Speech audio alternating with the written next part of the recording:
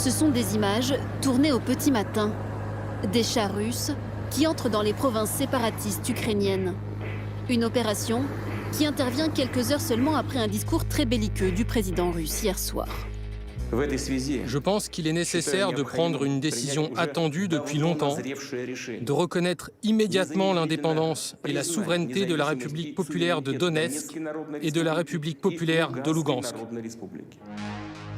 Un ton martial qui fait craindre aujourd'hui une possible annexion de ces provinces de l'Est de l'Ukraine par la Russie. Sur le terrain, les populations se préparent à une guerre. Certains fuient les provinces séparatistes, d'autres à Kiev, la capitale, s'arment. À la tête d'une armurerie, cet Ukrainien dit avoir vu ses ventes doubler ces derniers jours. Les gens demandent des armes et achètent tout. Des balles, des gilets pare-balles, tout ce qui est utile lors d'un combat. Casques, pistolets, couteaux. Ils achètent tout ce qu'ils peuvent. Dans les chancelleries occidentales, l'heure est à la concertation. Hier soir, Emmanuel Macron s'est entretenu avec Joe Biden ainsi qu'Olaf Scholz, le chancelier allemand. Comme eux, Boris Johnson, le Premier ministre britannique, avait lui aussi fait part de son inquiétude suite aux derniers événements sur le terrain. Je crains que ce qui se met en place en ce moment puisse se transformer en une guerre inédite en Europe, du jamais vu depuis 1945 en termes de répercussions. Après l'annexion de la Crimée en 2014, Vladimir Poutine peut-il décider d'annexer le Donbass, voire davantage? Jusqu'où l'onde de choc peut-elle s'étendre? Quelle réponse les Occidentaux et l'OTAN peuvent-ils apporter à cette crise? La guerre a-t-elle déjà commencé? Trois invités pour en débattre. Alexandra Goujon, bonsoir. Vous êtes politiste, spécialiste de l'Ukraine. Votre dernier essai, l'Ukraine de l'indépendance à la guerre, vient de paraître au Cavalier Bleu. Selon vous, la reconnaissance des républiques séparatistes du Donbass marque la volonté de ne pas respecter l'intégrité territoriale de l'Ukraine de la part de la Russie. Et tout laisse à penser, ajoutez-vous, que le président russe n'a pas l'intention de s'arrêter là. À côté de vous, Michel Goya, bonsoir. Bonsoir. Vous êtes ancien colonel, vous êtes spécialiste de l'histoire militaire. Le temps des guépards, la guerre mondiale de la France de 61 à nos jours, de 1961 à nos jours, vient de paraître chez Taillandier. Selon vous, Michel Goya, on a assisté hier soir à un coup politique, le discours de Vladimir Poutine, mais on n'est pas encore dans le cadre d'une guerre ouverte, dites-vous. Ce discours de Poutine est un message adressé au monde entier et destiné avant tout à faire peur, à intimider. Et à côté de vous, il n'est pas d'accord, je pense. François Hesbourg, vous êtes politologue, conseiller spécial à la Fondation pour la recherche stratégique. Vous avez fait paraître Le retour de la guerre chez Odile Jacob. Et selon vous, Vladimir Poutine a expliqué hier soir que l'Ukraine n'avait pas d'existence politique. Le Donbass n'est qu'un petit Zakouski, ajoutez-vous, sur la route de la recréation, de gré ou de force, de l'Empire russe. Alors on démarre ce débat autour de la guerre et de l'envergure, ou en tout cas des développements de cette guerre éventuelle, avec le chiffre du jour. Et notre chiffre du jour est une date, 21-02-2022, 21 février 2022. C'était hier donc la reconnaissance par Vladimir Poutine des deux territoires autonomes séparés de l'Ukraine. Question pour vous, l'historien Michel Goya. Est-ce que cette date, 21 février 2022, restera dans l'histoire comme le début de la guerre en Ukraine et plus si dérapage? C'est probable. C'est probable. On est en tout cas dans une étape, on est au bord de la guerre.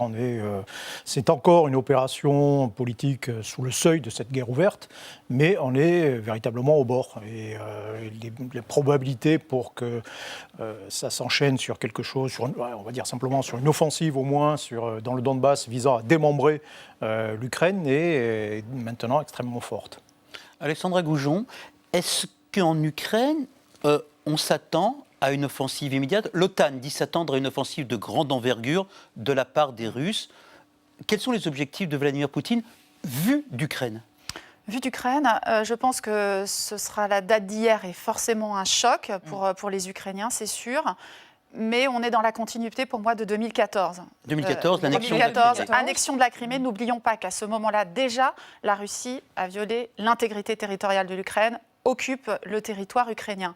Alors c'est vrai qu'on s'était habitué quelque part à cette ligne de contact qui bougeait peu, mais depuis quelques jours, il y a une intensification des tirs le long de cette ligne de contact. Et avec le discours de Poutine hier, bien évidemment, ça glace beaucoup d'Ukrainiens. Est-ce que ça s'arrête au Donbass, région historiquement russophone, pro-russe de l'Ukraine, ou est-ce que ça peut aller au-delà selon vous? Alors le Donbass est russophone, pas complètement pro-russe, sachant qu'aujourd'hui, il n'y a qu'un tiers du territoire du Donbass qui est séparatiste et 2 tiers qui est sous contrôle ukrainien. Et en 8 ans, si je puis dire, la plupart de la population de ces régions, d'ailleurs une partie a combattu côté ukrainien et quelque part a été également choquée par l'attitude menaçante de la Russie.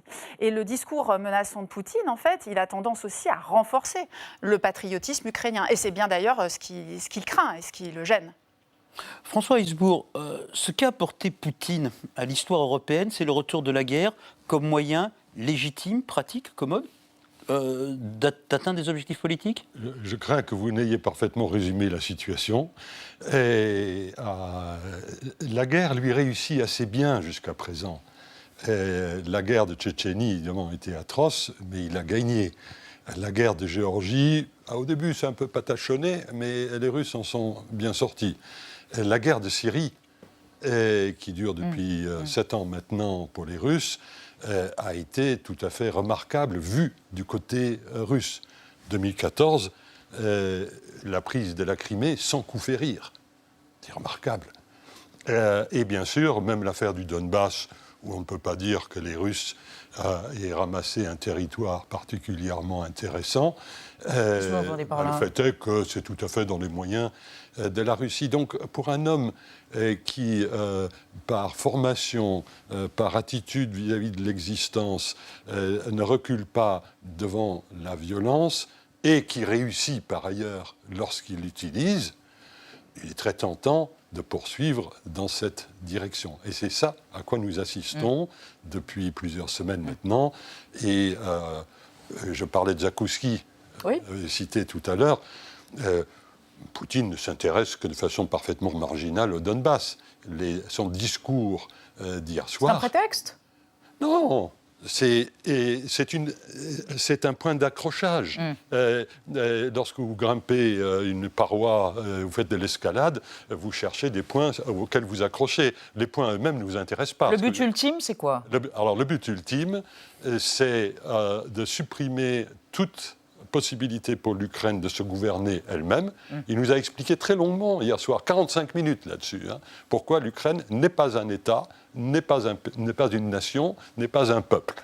Et aujourd'hui, son auxiliaire, ministre des Affaires étrangères Lavrov, a souligné en disant qu'il n'y avait pas aujourd'hui de gouvernement légitime à Kiev. Donc l'objectif ukrainien, il est parfaitement clair et il s'insère à l'intérieur d'objectifs plus larges concernant l'ordre de sécurité en Europe. Michel Goya, ce que vise Vladimir Poutine, c'est abolir tout ce qui s'est passé après 1991, la dissolution de l'Union soviétique. C'est rendre à la Russie ce qui était sa puissance, son territoire, son espace vital, pour parler comme d'autres. Oui, fondamentalement, oui. Il s'agit de remettre en question l'organisation de la sécurité en Europe telle qu'elle a été conçue, telle qu'elle s'est établie après la guerre froide. C'est pas nouveau, cette contestation de cet ordre, et c'est pas nouveau. Maintenant, Poutine décide d'utiliser des manières beaucoup plus fortes pour contester cet ordre, et en utilisant l'Ukraine. Contester ou rétablir ? J'en insiste. Rétablir ce que fut l'Empire russe ? Oui, fondamentalement, c'est ça. C'est retrouver une zone d'influence, au moins retrouver une zone d'influence autour de la Russie, qui serve à la fois de glacis protecteur et en même temps qui soit sous domination russe, très clairement. Écoutons le président ukrainien. Volodymyr Zelensky, il parlait aujourd'hui. Écoutons cet homme qui venait du monde du spectacle, qui est devenu président pour lutter contre la corruption et qui se retrouve à incarner une nation menacée. Nous sommes sur notre propre terre. Nous n'avons peur de rien, ni de personne. Nous ne devons rien à personne. Et nous ne donnerons rien à personne. Nous en sommes sûrs. Parce que nous ne sommes pas en février 2014, mais en février 2022. Un autre pays, une autre armée, un seul objectif, la paix. Alexandra Goujon, est-ce que l'Ukraine a les moyens de résister à son démembrement ? Elle va s'employer à le faire. Je crois qu'en 8 ans, et Volodymyr Zelensky le dit, en 2014... c'est l'annexion de la Crimée. C'est l'annexion de la Crimée, mais c'est surtout une surprise. L'armée ukrainienne n'est absolument pas préparé à une attaque russe. Et d'ailleurs, on a vu tous ces bataillons financés d'ailleurs en partie par les oligarques qui se sont formés pour se substituer à une faiblesse militaire. L'armée est plus forte. Par contre, ce discours, on le voit bien, c'est un discours de on ne rentre pas en guerre avec la Russie. Volodymyr Zelensky veut que s'il y a une guerre, que ce soit la Russie qui porte cette responsabilité, alors qu'hier, justement, Poutine voulait absolument montrer la dangerosité de l'Ukraine, c'est ce qu'il s'emploie à faire. Oui, expliquant que les habitants du Donbass étaient menacés de génocide. Tout à fait. Et ça rappelle complètement ce qui s'est passé en 2008 avec la Géorgie. On a dit que les Géorgiens faisaient un génocide sur le peuple ossète, on a envoyé des troupes en disant que c'était pour maintenir la paix. Donc il y a une inversion complète de la responsabilité. Michel Goya, l'Ukraine, à travers son président, vient de demander des armes, de l'armement aux Européens. Oui. Les Européens vont-ils accéder à la demande? Peuvent-ils fournissent déjà des armes, enfin certains en tout cas, fournissent déjà des armes, des équipements depuis quelque temps. Mais je dirais que c'est trop peu, trop tard. C'est pas maintenant qu'il faut se réveiller, alors que la menace est quand même là depuis des années. Et donc on réagit trop tard. Et puis même, c'est pas parce que vous fournissez des armements que vous allez savoir vous en servir dans les semaines qui viennent. Donc en réalité, l'armée ukrainienne ou je veux dire autrement, le rapport de force entre les Russes et les Ukrainiens est encore plus défavorable aux Ukrainiens actuellement qu'il ne l'était en 2014. C'est-à-dire qu'actuellement, il n'y a rien qui peut s'opposer véritablement aux Russes d'un point de vue strictement militaire. Ni les Ukrainiens et ni nous d'ailleurs, parce qu'il n'est pas question pour nous de faire autre chose que éventuellement... Et le coût d'une occupation d'une partie de l'Ukraine ne serait pas exorbitant en termes de guérilla, de sabotage? On ne parle même pas d'image internationale. Peut-être. Ça, c'est effectivement... Il y a plusieurs inconnus. Il y a en Ukraine même, comme vous l'avez expliqué, mais il y a dans le reste éventuellement de l'Europe. Ça peut provoquer une sorte de raidissement de l'OTAN, un retour des forces américaines en Europe, une remobilisation des forces, je dirais, dans les pays limitrophes et même ailleurs. Donc ça peut être une conséquence négative pour Poutine. Et sur le territoire même de l'Ukraine, oui, si le projet c'est d'envahir complètement l'Ukraine, de renverser son pouvoir, d'aller jusqu'à Kiev, là, alors ils iront militairement, effectivement, rien ne va s'opposer à ce qu'ils puissent aller à Kiev. Mais qu'est-ce qui se passera sur la longue durée, ça c'est une inconnue. Je dirais juste que jusque-là, on a parlé effectivement des succès militaires de Poutine, qui agit dans une pratique russe assez traditionnelle, de coups, on tente des coups. Mais c'est des coups qui sont toujours calculés globalement. C'est de la brutalité prudente. C'est-à-dire qu'on va y aller, mais ça en limitant au maximum l'incertitude. Or, une attaque limitée dans le Donbass, c'est encore gérable. Une attaque gérable, c'est l'incertitude est relativement faible. En revanche, une attaque généralisée sur l'Ukraine, les conséquences seraient beaucoup plus incertaines. Bon, alors pour le moment, donc, les Occidentaux à qui le président ukrainien demande des armes envisagent les sanctions. Oui. Et ont ressorti de nouvelles sanctions. Alors, première décision forte qui a été annoncée dans la journée par Berlin, la suspension de l'autorisation du gazoduc Nord Stream 2 qui doit relier la Russie à l'Allemagne. Il y a d'autres niveaux de sanctions qui sont envisageables aujourd'hui, des mesures individuelles comme des restrictions de voyage et de détention d'actifs à l'étranger qui viseraient l'entourage de Vladimir Poutine, voire le président russe lui-même, des mesures commerciales comme l'interdiction des exportations vers la Russie, notamment dans des secteurs clés comme les technologies, ou encore des sanctions bancaires et financières qui existent déjà depuis 2014 et l'annexion de la Crimée, mais qui pourraient être élargies. L'Union européenne a proposé aujourd'hui d'interdire aux autorités russes d'accéder aux marchés et aux services financiers européens. L'une des mesures les plus sévères serait d'exclure Moscou du système financier SWIFT utilisé par les banques du monde entier. Des entreprises russes pourraient également être interdites de commercer en livres et en dollars. François Hesbourg, à quoi peuvent servir ces sanctions? Est-ce qu'elles peuvent avoir une quelconque influence sur les décisions à venir de Vladimir Poutine? Écoutez, lorsqu'il s'agit des dissuasions, puisque là il s'agit d'essayer de dissuader Poutine d'attaquer. Vous ne pouvez jamais démontrer que ça va marcher, et lorsque les événements se déroulent dans un sens ou dans l'autre, vous ne pouvez jamais démontrer quel est le lien exact entre les mesures de dissuasion et ce qui s'est passé. La seule façon de savoir, c'est à la sortie, vous avez empêché la guerre, vous ne l'avez pas empêchée, et donc vous utilisez les outils que vous avez. Alors les outils, c'est quoi? Vous venez d'en décrire certains. Et le fait est que si l'on craint réellement, et c'est le cas en ce moment, une attaque russe de grande envergure demain ou après-demain, il est évident qu'il faut que le paquet de sanctions soit aussi sévère que possible. Les États-Unis en ont pris le chemin tout à l'heure, visiblement après pas mal d'hésitations, mais là, les États-Unis disent c'est une invasion, et le mot invasion est celui qui déclenche le paquet de sanctions. Ça va poser pas mal de difficultés dans le domaine de l'énergie, dans le domaine en matière de fonctionnement des marchés financiers. Mais à part d'envoyer des soldats en Ukraine, qu'à Dieu ne plaise, c'est l'outil dont nous disposons aujourd'hui. Dissuasion. Alexandra Goujon, est-ce que ce qu'à Dieu ne plaise n'est pas terrible du point de vue ukrainien? À quel moment, du point de vue ukrainien ou du point de vue de la liberté d'une nation menacée, il faudrait envisager une réponse militaire? Est-ce qu'il y a une ligne, jaune, rouge, peu importe, que Poutine ne doit pas franchir de ce point de vue-là? Peut-être que ça dépend justement de cette attaque, de son ampleur, c'est ce qu'on dit, et de ce qui est fait à la population sur le chemin de cette attaque. Peut-être que ça pourrait, on reviendrait avec une idée de droit d'ingérence, je ne sais pas, ce qui pourrait être envisagé.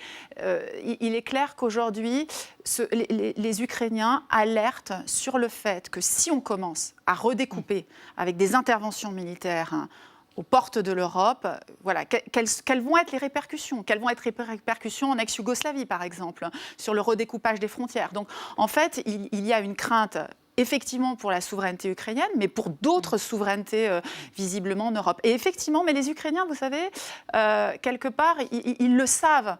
Et on n'en a pas parlé, mais le retrait américain d'Afghanistan a résonné en Ukraine. Les Ukrainiens ont dit, mais oui, on sait bien, pour l'instant, on a des soutiens, mais... Voilà, on prend tout ce qu'on peut prendre maintenant, mais on sera seul face à cette menace. Michel Goya, le Premier ministre britannique Boris Johnson a évoqué la menace de la pire guerre depuis la fin de la Deuxième Guerre mondiale, depuis 1945. Des voix aussi évoquent les années 30, les accords de Munich, l'annexion des Sudètes par Hitler, devant l'impuissance des Français et des Britanniques. Est-ce que réévoquer les années 30, ça fait sens ?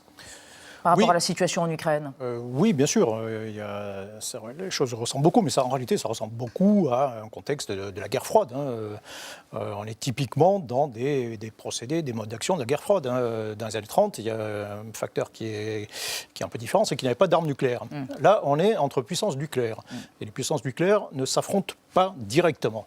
C'est ça le principe. On parlait, qu'est-ce qu'on aurait pu faire militairement face à la Russie. La seule chose véritable qu'on aurait pu faire, c'est de se déployer et de se placer en position de sacrifice aux frontières. C'est ce que nous avons envoyé 300 soldats en Estonie. Bon, ce n'est pas les 300 soldats qui vont arrêter les Russes, mais ils sont là pour mourir en cas d'attaque russe. Et tuer des Français, tuer des Américains, tuer des Britanniques, d'un seul coup, on fait monter l'escalade. Donc, la seule chose véritable, si on a vu une certaine force, une certaine volonté, une certaine audace, c'était dès 2014, éventuellement, d'aller déployer, d'envoyer des soldats sur place, à la demande du gouvernement ukrainien, ce qui aurait complètement légitimé l'action.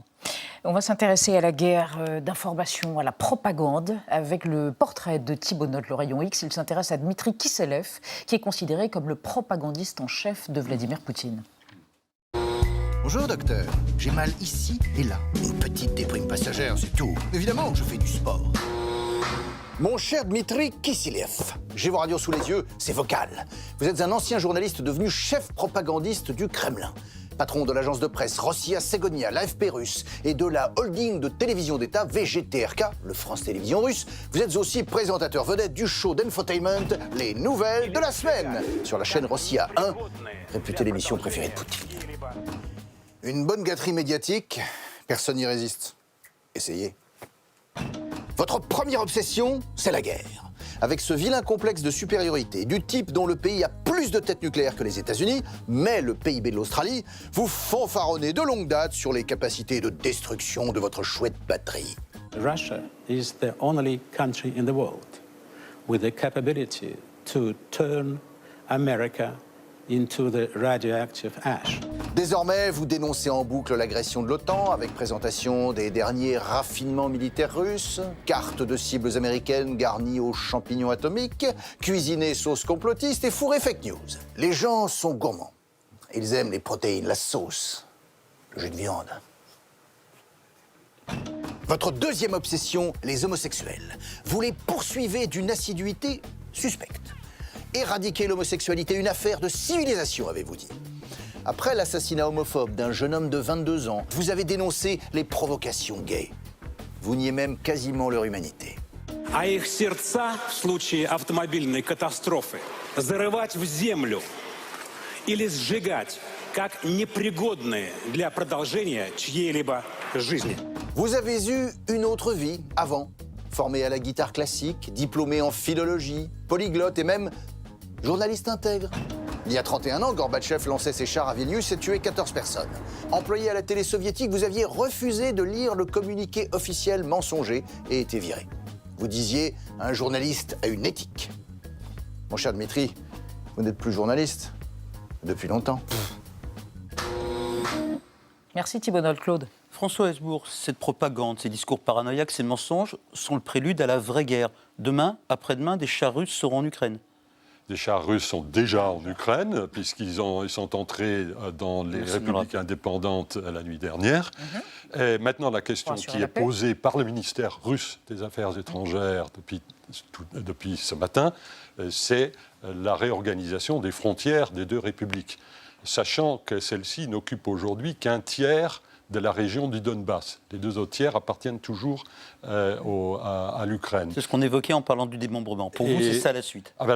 La suite, dans le meilleur des cas, c'est effectivement le démembrement. Et dans le pire? Dans le pire des cas, c'est le coup de main sur Kiev. Je n'y crois pas trop, personnellement.